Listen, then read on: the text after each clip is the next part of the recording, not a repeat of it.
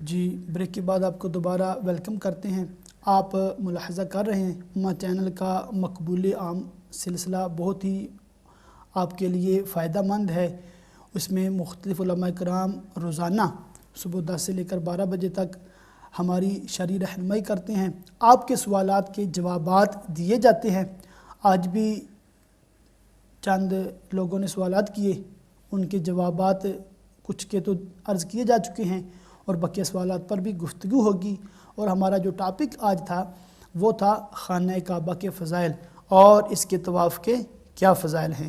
تو میں بریک پر جانے سے پہلے ایک سسٹر جو بریڈ فورڈ سے تھی ان کے سوال کا عرض کر رہا تھا، اور میں نے جواب اس جملے پہ ابھی کمپلیٹ کر رہا ہوں کہ آپ اپنی طرف سے بھرپور کوشش کریں کہ بچوں کو دینی تعلیم دیں، ان کو دینی ماحول فراہم کرنے کی کوشش کریں۔ اللہ تعالیٰ آپ کی اس سعی کو قبول فرمائے اور انشاءاللہ اس پہ آپ کو اجر بھی دیا جائے گا، اور آپ ایسے لوگوں سے رابطے میں رہیں جو اپنے بچوں کی اصلاح کے لیے فکر مند ہیں۔ جی ہاں، ایسی بہنوں کو آپ دیکھیں جو باپردہ ہیں، جو نمازوں کا اہتمام کرتی ہیں، اور ایسی جو گیدرنگز ہوتی ہیں بعض اوقات آپ کی مسجد میں ہو یا آپ کے محلے میں جو اجتماعات ہوتے ہیں جہاں پر دینی تعلیمات دی جاتی ہیں، آپ وہاں پر خود بھی جائیں اور اپنی بچیوں کو بالخصوص ان پروگرامز میں لے کر جائیں۔ اپنے بچوں کو مساجد میں علماء اہل سنت کے جو ہونے والے بیانات ہیں وہ سننے کے لیے بھیجیں، اور امہ چینل آپ کی ہم سب کی اصلاح کے لیے دن رات 24/7 کوشش کرتا رہتا ہے۔ اب خود بھی اس سے استفادہ کر رہی ہیں، بچوں کو بھی اس کے پروگرامز بالخصوص نوجوانوں کے لیے بھی انگلش میں بھی پروگرامز ہوتے ہیں، یہ ان کو دیکھنے کا، ان کو سننے کا آپ کہیں گے تو اس سے بھی امہ چینل کے ذریعے بھی کافی رہنمائی بچوں کی ہوگی۔ اللہ تعالی ہم سب کے بچوں کو نیک بنائے۔ ایک بہن نے ناروے سے پنجابی میں کال کی ہے، تو میں اردو میں ہی جواب عرض کروں گا کیونکہ اکثر ناظرین جو ہے وہ اردو سمجھتے ہیں، اور بہن بھی اردو سمجھ رہی تھی جو ان کی باتوں سے مجھے معلوم ہوا۔ تو ان کا یہ سوال تھا کہ ان کے مرحوم شوہر وہ جب حیات تھے تو انہوں نے نیت کی تھی کہ کوئی زمین ہے جس کو بیچ کر وہ ایک مسجد ہے ان کے محلے کی شاید ہوگی، وہاں امام صاحب کو بھی انہوں نے بتایا تھا کہ وہ اس مسجد کی خدمت کریں گے۔ بعد میں کیا ہوا کہ دوسری مسجد جو ان کے علم میں آیا کہ وہ شہید ہو گئی ہے، وہاں پر پیسوں کی اشد ضرورت ہے، اور اس کی امداد کرنے والے بھی وہ سرمایہ دار حضرات نہیں ہیں، کوئی ایسے خاص کہہ لے کہ وہ غریبوں کا محلہ ہے۔ تو انہوں نے اسے سوچا کہ میں بجائے اپنی مسجد کو پیش کروں تو کیوں نہ میں اس مسجد کی تعمیر میں یہ اپنا سرمایہ خرچ کر دوں، جو کہ کم و بیش 4 لاکھ روپے بنے تھے۔ تو انہوں نے وہ رقم 4 لاکھ وہ دوسری مسجد کو پیش کر دیے۔ اب ان بہن کو وہ جو پہلی مسجد کے امام صاحب ہیں وہ فون کر رہے ہیں اور ڈیمانڈ کر رہے ہیں، مطالبہ کر رہے ہیں کہ آپ 4 لاکھ نہیں ہمیں بلکہ 7-8 لاکھ روپے بھیجیں۔ اب آپ پہ یہ واجب ہو گیا ہے، اب شوہر نہیں ہے تو آپ پہ ذمہ داری بنتی ہے کہ آپ مسجد کو پیسہ دیں۔ تو اس کا میں جواب عرض کر دیتا ہوں۔ سب سے پہلی بات یہ ہے کہ آپ کے شوہر مرحوم، جیسا آپ نے بتایا کہ پچھلے ہی سال ان کا انتقال ہوا، دعا ہے کہ اللہ تعالیٰ ان کی مغفرت فرمائے، جنت الفردوس میں اعلیٰ مقام عطا فرمائے۔ جو انہوں نے نیک کام کیا ہے، بہت ہی اچھا کام کیا ہے کہ ایک مسجد کی تعمیر کی ہے، اس میں اپنا حصہ ملایا ہے، اور مسجد کی تعمیر کرنا جی ہاں بہت بڑی سعادت ہے۔ مسجد کی تعمیر کرنا ایسا ہے کہ یہ صدقہ جاریہ ہے۔ جی، صدقات کی مطلب 2 قسمیں ہوتی ہیں۔ ایک ایسا صدقہ ہوتا ہے کہ جو جیسے کھانا کھلانا، وہ کھانا کھایا اور فارغ، وہ صدقہ جاریہ نہیں ہے۔ اگر آپ نے مسجد تعمیر کی یا کسی طالب علم کی تعلیم کے لیے خرچ کیا یا کسی مدرسہ کی خدمت کی تو یہ ایسے کام ہیں جو صدقات جاریہ میں آتے ہیں۔ تو اس کا ثواب جب تک انشاءاللہ عز و جل وہ مسجد قائم رہے گی، جب تک اس مسجد میں اذانیں ہوں گی، نمازیں ہوں گی، آپ کے شوہر مرحوم کو اور آپ کو بھی، ظاہر آپ اس کی تعاون کرنے والی ہیں تو آپ کو بھی انشاءاللہ اس کا اجر دیا جائے گا، اور آپ دونوں کے نامہ اعمال میں یہ ثواب لکھا جاتا رہے گا۔ بالخصوص آپ کے شوہر کے لیے یہ بہت بڑے ثواب جاریہ کا ذریعہ ہے۔ اب جیسا میں سوال سے سمجھ سکا تو انہوں نے پہلی مسجد کو دینے کی کوئی منت نہیں مانی تھی، جی صرف ایک ارادہ کیا تھا، تو ابھی پیسے دیے بھی نہیں تھے۔ تو اب یہ ہدیہ جو ہوتا ہے، جو گفٹ ہوتا ہے، اس کی جو شرعی احکام اگر آپ سنیں، اس کی تفصیل پڑھیں تو معلوم یہ ہوتا ہے کہ جو تحفہ دینے والا ہے، جو گفٹ دینے والا، جو چندہ دینے والا ہے، یہ اس کی مرضی ہے۔ وہ چاہے تو اپنا ارادہ بدل بھی سکتا ہے۔ وہ کسی بھی مسجد کو پیسہ نہ دیتے تو تب بھی گناہگار نہیں تھے، کیونکہ انہوں نے ایک خواہش کی تھی، تو اس پہ اگر عمل نہیں کیا تو گناہگار نہیں ہیں، کیونکہ ان کو اس مسجد میں دینا ابھی ان پہ واجب نہیں ہوا تھا۔ اب انہوں نے دوسری مسجد کو دے دیے تو یہ بہت بڑی سعادت کی بات ہے۔ امام صاحب اب آپ سے مطالبہ کر رہے ہیں، تو ان امام صاحب سے عرض ہے کہ ایسا مطالبہ آپ کا درست نہیں ہے۔ جی ہاں، آپ امام صاحب سے جب بات ہو تو ان کو بتا سکتی ہیں کہ آپ نے تو نیت ہی بھی نہیں کی تھی، یہ نیت بھی تو آپ کے شوہر کی تھی، اور ان کو بھی یہ اختیار تھا کہ وہ چاہیں پیسے دیں چاہے نہ دیں۔ تو آپ سے اب ڈیمانڈ کرنا اور آپ کو فون کر کے تنگ کرنا یہ بہت غلطی ہے، ان کا غلط مطالبہ ہے۔ آپ پر اس مسجد کے ساتھ تعاون کرنا واجب نہیں ہے۔ جیسا آپ نے بتایا ہے کہ پینشن کے پیسے اس کے آپ کا گزر بسر ہو رہا ہے، وہ تھوڑے مطلب اتنی آسانی نہیں ہے، آپ کے مطلب اتنے حالات مالی لحاظ سے اتنے مستحکم نہیں ہیں، تو آپ سے یہ عرض ہے کہ آپ پہ یہ واجب نہیں ہے۔ آپ ایک سسٹر ہیں مسز زبیدہ اسٹوک انٹرن سے، ان کا سوال لیتے ہیں، پھر انشاءاللہ اس پہ مزید میں بات کرتا ہوں۔ السلام علیکم۔ السلام علیکم ورحمۃ اللہ وبرکاتہ۔ وعلیکم السلام۔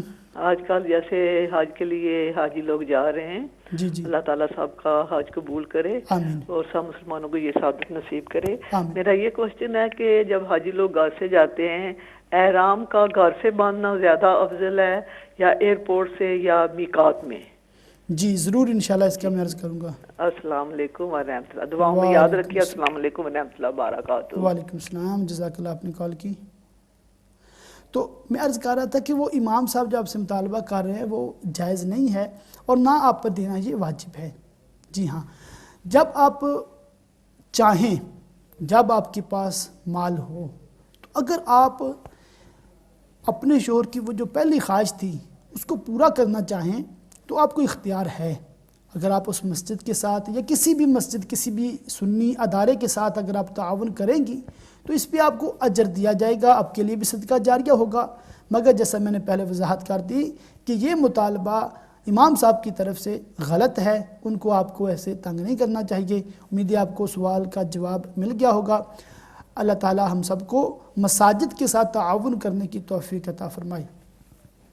ایک اور صاحب نے کال کی تھی، شمشیر صاحب نے کارڈف سے، اور وہ خلافت کے بارے میں پوچھ رہے تھے اور فرما رہے تھے کہ وہ کافی اس پہ ریسرچ کر رہے ہیں، اور خلافت کے معاملات ان کو سمجھ نہیں آ رہے کہ یہ کیوں ہو گیا کہ اہل بیت پاک کے ساتھ اس امت کے جو مسلمان تھے، اس دور کے جو مسلمان تھے، انہوں نے کیوں تعاون نہیں کیا، اہل بیت پاک کو خلافت کیوں نہیں دی۔ جی اس کے حوالے سے میں عرض کروں کہ اگر آپ تاریخ کا مطالعہ کریں کہ نبی دو جہاں صلی اللہ تعالیٰ علیہ وآلہ وسلم کے وصال ظاہری کے بعد جب آپ نے اس دنیا سے پردہ فرمایا تو تمام مسلمانوں نے حضرت سیدنا ابو بکر صدیق رضی اللہ تعالیٰ عنہ کو اپنا امیر، اپنا خلیفہ منتخب فرما لیا۔ جی ہاں، تمام اہل بیت پاک نے، بالخصوص مولا علی مشکل کشا شیر خدا کرم اللہ تعالی وجہہ الکریم نے بھی حضرت سیدنا ابو بکر صدیق رضی اللہ تعالیٰ عنہ کی بیعت فرمائی۔ جی ہاں، ہمارے امام ہیں آپ، جی آپ ہمارے رہنما ہیں، جی ہاں مولا علی مشکل کشا شیر خدا، آپ حق آپ کے ساتھ ہے، اور آپ کا جو بھی معاملہ تھا وہ حق پر تھا۔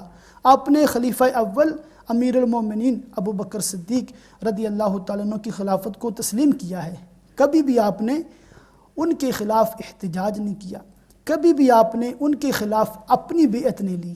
اسی لیے تمام مسلمان اس بات پہ متفق ہیں کہ حضرت سیدنا ابو بکر صدیق رضی اللہ تعالیٰ عنہ خلیفہ اول ہیں، خلیفہ برحق ہیں۔ اس کی ایک وجہ یہ بھی ہے کہ مولا علی مشکل کشا انہوں نے بھی آپ کی خلافت کو حق تسلیم کیا ہے، تمام اہل بیت پاک نے، تمام بنی ہاشم نے۔ اس کے بعد حضرت سیدنا عمر فاروق اعظم رضی اللہ تعالی عنہ آپ خلیفہ منتخب ہوئے تھے خلیفہ اول حضرت سیدنا ابو بکر صدیق رضی اللہ تعالیٰ کی وصیت کے مطابق۔ جب مسلمانوں کو اس بات کا علم ہوا تو تمام صحابہ کرام جو اس وقت حیات تھے اور جو تابعین تھے جنہوں نے سرکار دو عالم صلی اللہ تعالی علیہ وسلم کی بظاہر زیارت تو نہیں کی تھی مگر بعد میں مسلمان ہوئے، تو انہوں نے بھی خلیفہ اول رضی اللہ تعالیٰ عنہ کی وصیت کے مطابق ہی حضرت عمر فاروق اعظم رضی اللہ تعالیٰ عنہ کو خلیفہ منتخب کیا۔ اس پر بھی تاریخ گواہ ہے، کبھی مولا علی مشکل کشا شیر خدا جو کہ اللہ کے شیر ہیں، کتنے بہادر تھے، لا فتح الا علی لا سیف الا ذوالفقار، جن کے لیے اللہ تعالیٰ کے ارشاد ہیں۔ جی ہاں، ایسے نوجوان تھے جب میدان میں اترتے تو کفار کی صفوں میں وہ ہلچل مچ جاتی، کھلبلی مچ جاتی اور ان پہ ایک دبدبہ ہیبت طاری ہو جاتی۔ جی ہاں، مولا علی مشکل کشا بہت بہادر تھے، آپ کی شجاعت، آپ کی بہادری اور آپ کی قضا، آپ کا فیصلے فرمانا بہت اس کی مثالیں ہیں، بہت واقعات ہیں، اور الحمدللہ آپ ہم اہل سنت والجماعت کے سروں کا تاج ہیں۔ جی ہاں، کیوں نہ ہوں کہ مولا علی ہیں، ہمارے مولا ہیں۔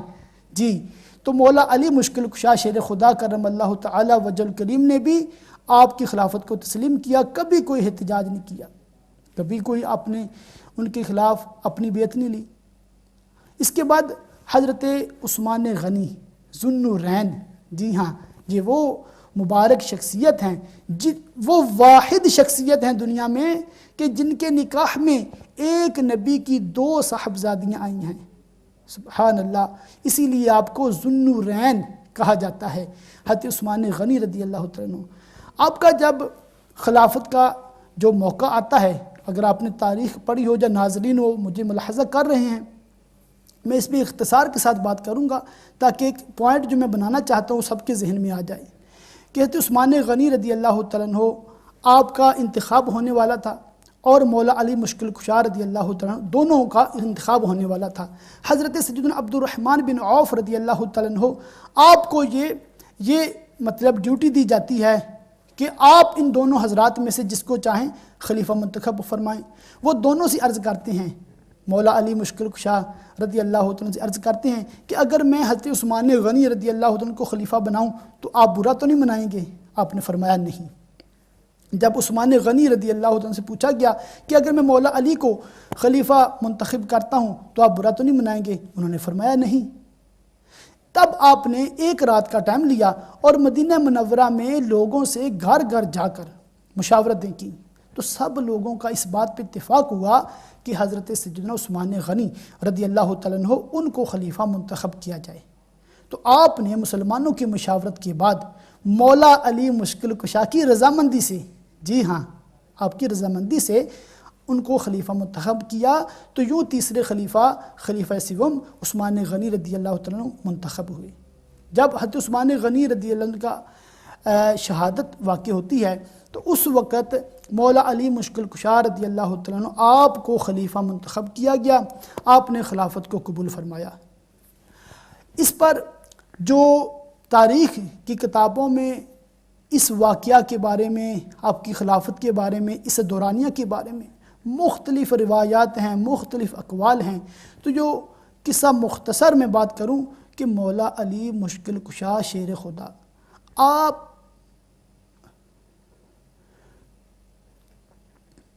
جی انشاءاللہ یہ ایک آخر سوال ہے، اس کا بھی انشاءاللہ میں عرض کروں گا۔ تو میں عرض کر رہا تھا کہ مولا علی مشکل کشا رضی اللہ تعالیٰ عنہ آپ کی خلافت حق کا ہے، آپ خلیفہ چہارم ہیں۔ اب آپ رضی اللہ تعالیٰ عنہ کی خلافت کے زمانہ میں بے شمار فتنے ہوئے، اور ان فتنوں میں سے خوارج کے فتنے تھے، اور کچھ لوگ مصر کے تھے جنہوں نے مسلمانوں میں فساد پھیلانے کی کوششیں کیں، اور صحابہ کرام علیہم رضوان کو جو ہے وہ آپس میں ان کی رنجشیں ہوئیں، نوبت قتل تک بھی آئی، قتال تک بھی آئی۔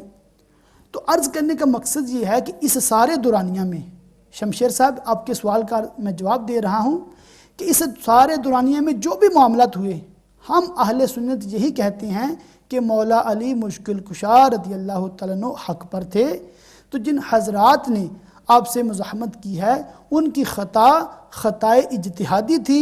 خطائے اجتہادی کا یہ مطلب ہوتا ہے کہ اللہ تعالیٰ ان کو معاف کرے گا، اللہ تعالیٰ ان کو معاف کرے گا، اور مولا علی مشکل کشا حق پر ہیں۔ ان کے بعد امام حسن پاک کو خلافت ملتی ہے، تو اب 6 ماہ بعد خود امیر معاویہ، حضرت سیدنا امیر معاویہ رضی اللہ تعالیٰ عنہ آپ کو خلافت سونپ دیتے ہیں اور آپ ان کی بیعت کرتے ہیں۔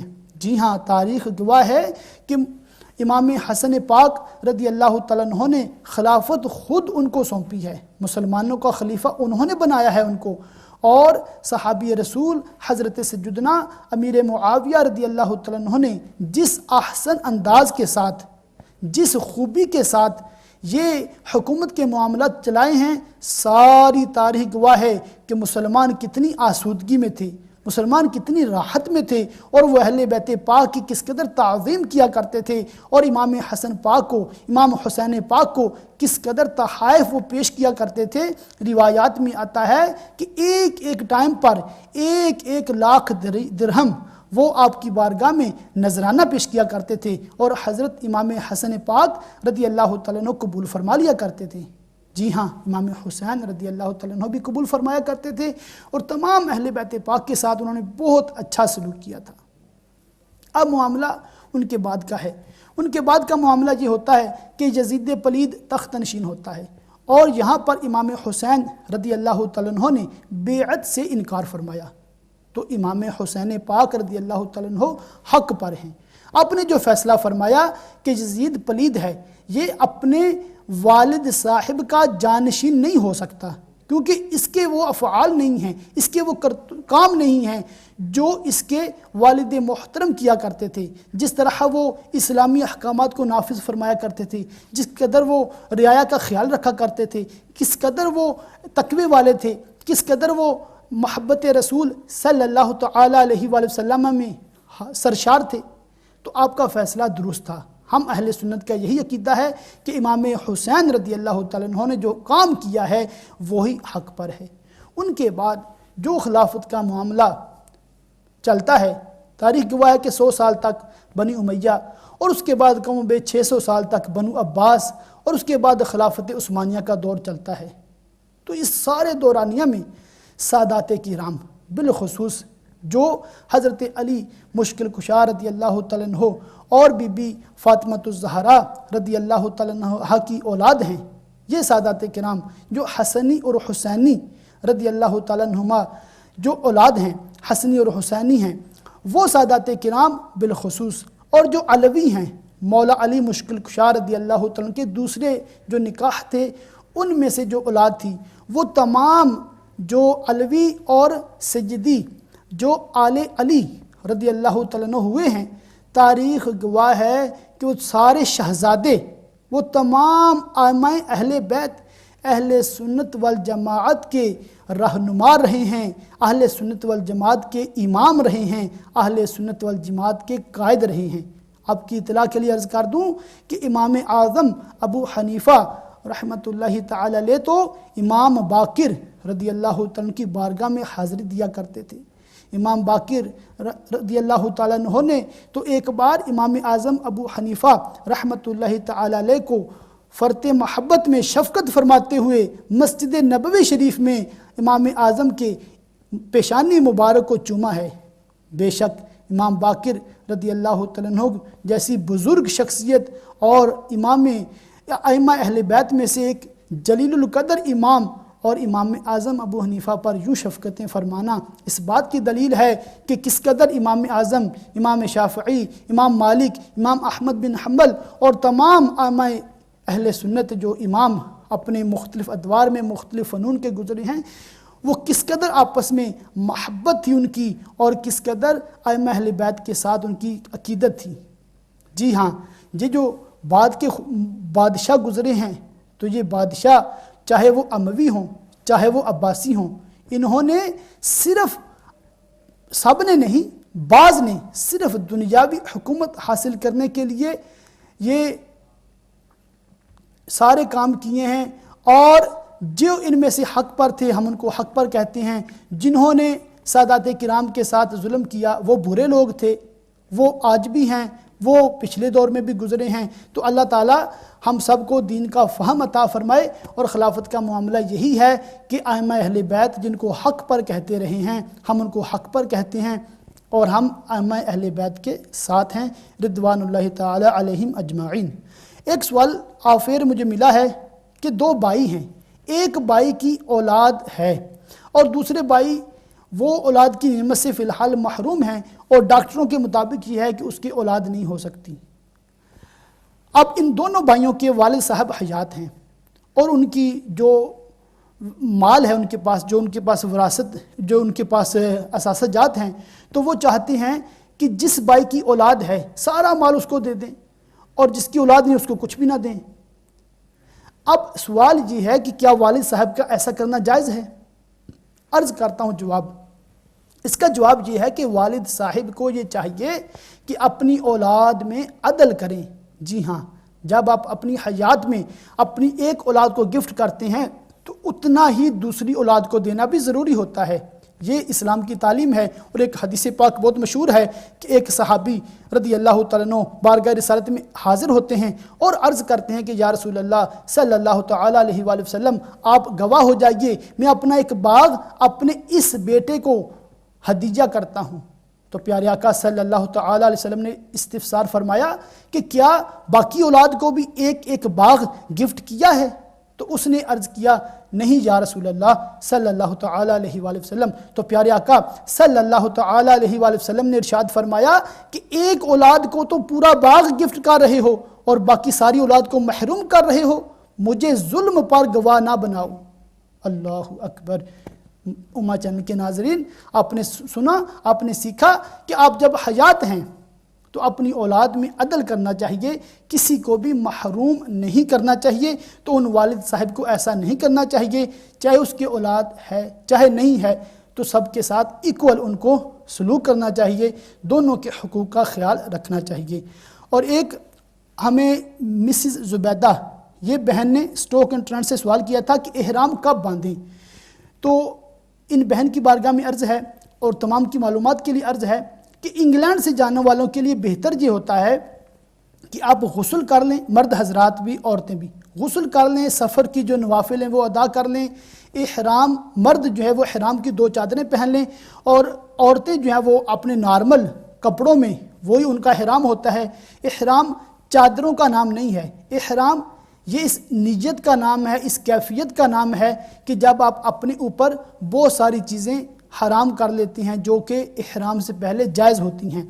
تو احرام آپ جو وہ پہن سکتی ہیں، مگر ابھی نیت نہ کیجیے، آپ جہاز میں روانہ ہو جائیے۔ جب میقات آئے اس سے پہلے کہہ لیں کہ جدہ شریف پہنچنے سے پہلے کم و بیش 1 گھنٹہ آپ نیت کر لیں۔ وہ میقات سے آپ کافی دور ہوں گے، آپ اس وقت اگر آپ حج تمتع کر رہے ہیں تو آپ عمرے کی نیت کر لیں، آپ عمرے کی نیت کر لیں گی، اور اگر آپ حج قران کر رہی ہیں تو آپ حج اور عمرہ دونوں کی نیت کر لیں گے، تو اس وقت سے آپ پہ پابندیاں شروع ہو جائیں گی۔ امید ہے آپ کو جواب مل گیا ہوگا۔ ایک اور بہن نے آخر سوال کیا ہے کہ ان کے بیٹے کی شادی کے حوالے سے دعا کرنی ہے، تو اللہ تعالیٰ سے دعا کہ اللہ تعالیٰ آپ کے بیٹے کو نیک صالحہ بیوی عطا فرمائے، اور جو والدین اولاد کی رشتوں کی وجہ سے پریشان ہیں، اللہ تعالیٰ تمام کو نیک رشتے عطا فرمائے۔ اور آخر میں دوبارہ امہ چینل کی انتظامیہ کا مشکور ہوں اور تمام ناظرین کا مشکور ہوں جو اس پروگرام کو دیکھتے ہیں۔